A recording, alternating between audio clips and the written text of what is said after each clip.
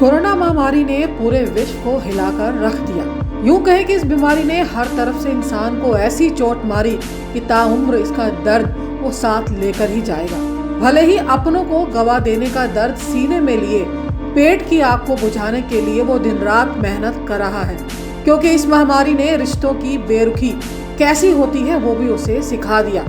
तो बस अब कोरोना की तीसरी लहर आने का डर लिए अपने और अपने परिवार के भरण पोषण और कुछ जमा पूंजी जुटाने में आम आदमी अपने काम पर लग गया है।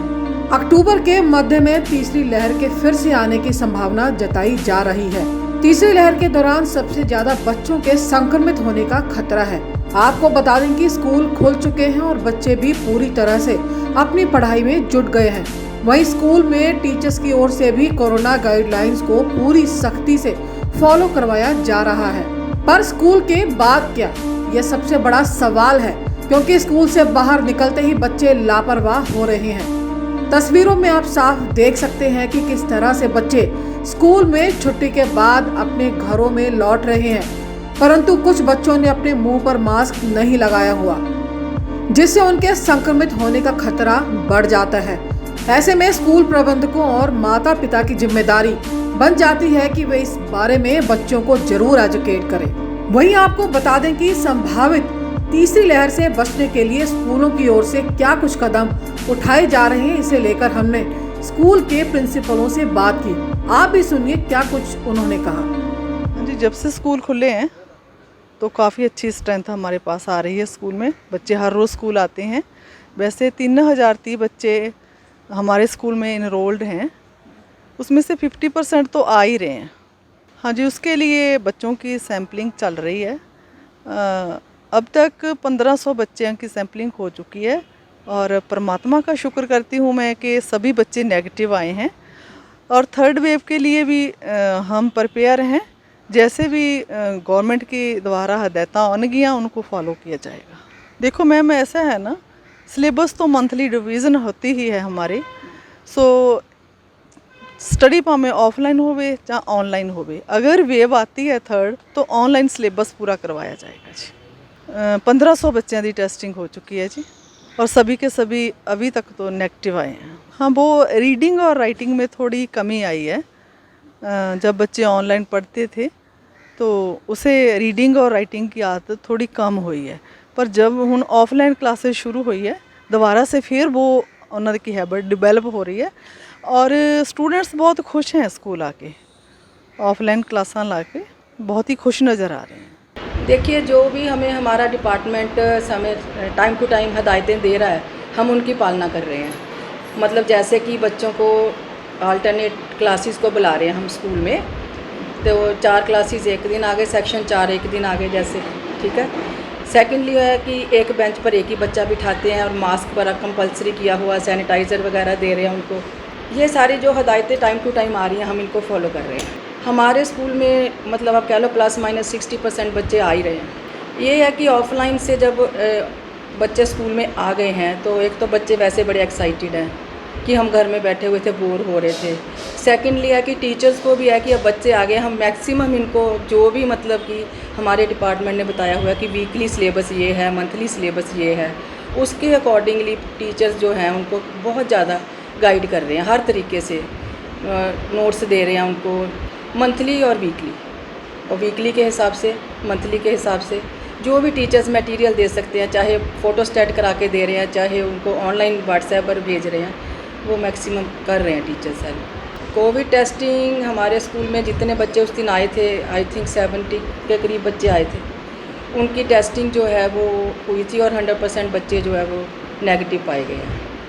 12 अगस्त को हुई थी ये टेस्टिंग। ऐसे है कि स्कूल में बेशक बच्चे नहीं आ रहे हैं सारे, बट ये है कि ऑनलाइन टीचर्स से जुड़े हुए हैं अपने अपने क्लास इंचार्ज से, अपने सब्जेक्ट इंचार्ज से, तो पढ़ाई उनकी चल रही है ओवरऑल, हम ये कह सकते हैं।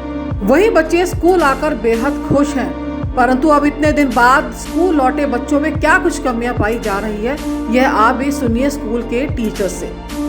बच्चे ਨਹੀਂ ਸੀਰੀਅਸਲੀ ਲੈ ਰਹੇ ਸਟੱਡੀ ਨੂੰ, ਉਹਨਾਂ ਨੂੰ ਕੁਛ ਗਰੀਬੀ ਕਰਕੇ ਪੇਰੈਂਟਸ ਨੇ ਜੌਬ ਕਰਨ ਲਗਾ ਦਿੱਤਾ। ਅਸੀਂ ਬੜਾ ਹੀ ਉਹਨਾਂ ਨੂੰ ਕਹਿ ਕੇ ਉਹਨਾਂ ਨੂੰ ਮੋਟੀਵੇਟ ਕਰਕੇ ਸਕੂਲ ਲਿਆਉਣਾ ਸ਼ੁਰੂ ਕਰ ਦਿੱਤਾ।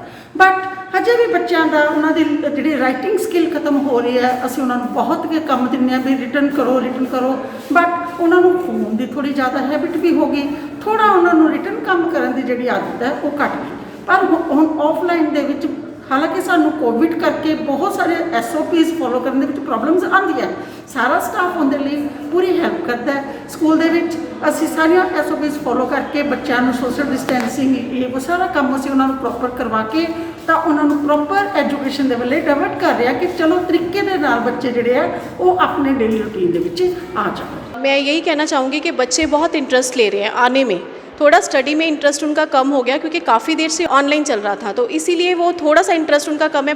फिर भी वो बड़े मतलब चाह से स्कूल आते हैं और पूरा इंटरेस्ट ले रहे हैं। जो हम पढ़ा रहे हैं थोड़ा सा टाइम लगेगा उनको उसी फॉर्म में वापस लाने के लिए, बट बच्चों का इंटरेस्ट जो है ना आने में, स्कूल आने में ज़्यादा है। और हमें भी अच्छा लग रहा है स्कूल में बच्चे आते हैं, क्योंकि अकेले हमें भी ऐसे लगता था कि स्कूल बिल्कुल खाली खाली हो गया। बट जैसे बच्चे आ रहे हैं हम उनको पढ़ा रहे हैं, मतलब वो इंटरेस्ट वो दोबारा ऐसे लग रहा है दोबारा से वो वाली बात शुरू हो गई है स्कूलों में जैसे होनी चाहिए थी। मेरा ये मानना है कि जो मेरी ऑब्जर्वेशन है भी बच्चे बहुत काफ़ी देर के बाद जो स्कूल्स ओपन हुए हैं वो काफ़ी इंटरेस्ट ले रहे हैं स्कूल आने में। मैक्सिमम बच्चे जो है वो स्कूल्स में पार्टिसिपेट कर रहे हैं। हाँ, समहाउ अगर मैं थोड़े से नेगेटिव पॉइंट्स वाली बात करूं तो उसमें एक आधा ही मेरे को नज़र आया, वो ये है कि राइटिंग स्किल्स जो है ना बच्चे थोड़ा सा फील ज़रूर कर रहे हैं, उन्हें लिखने में थोड़ी सी लग रही है भी, मतलब काफ़ी लॉन्ग टाइम 1-1.5 साल के बाद जो लगा है तो लग रहा है भी वो लिखने में थोड़ा सा ज़्यादा देर के बाद ज़्यादा टाइम लिखते हैं तो थक जाते हैं।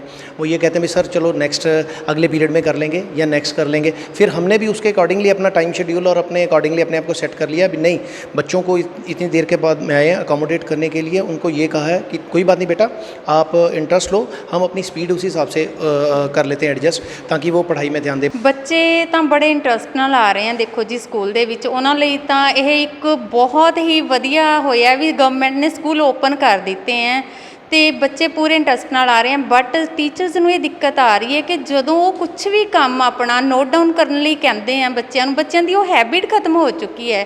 ਹੁਣ ਟੀਚਰਸ ਨੂੰ ਇਹ ਪਰੇਸ਼ਾਨੀ ਆ ਰਹੀ ਹੈ ਕਿ ਉਹਨਾਂ ਨੂੰ ਹੁਣ ਫੋਕਸ ਬੱਚਿਆਂ ਨੂੰ ਰਾਈਟਿੰਗ 'ਤੇ ਕਰਵਾਉਣਾ ਪੈਣਾ ਹੈ।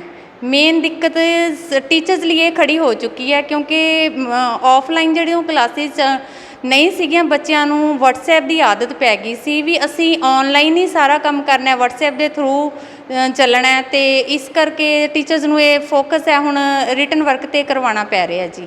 जहाँ तक स्ट्रेंथ का सवाल है तो बच्चे तो घर से निकल रहे हैं, आ भी रहे हैं पढ़ने के लिए, तो हमें प्रोटोकॉल को ही फॉलो करते हुए उनकी स्ट्रेंथ को मेंटेन रख रहे हैं। तो जैसे कि एक बेंच पे एक स्टूडेंट हमें बिठाना पड़ता है, तो ऐसे ही हमारे स्कूल में जो स्केड्यूल तैयार किया हुआ है क्लासेस को, सीनियर सेकेंडरी क्लासेस को भी और मिडिल क्लासेस को भी, सबको ऐसे ही भी एक किसी दिन कोई अलग अलग क्लासेस आ रही हैं, तो उसकी मैनेजमेंट प्रिंसिपल मैम के द्वारा की गई है।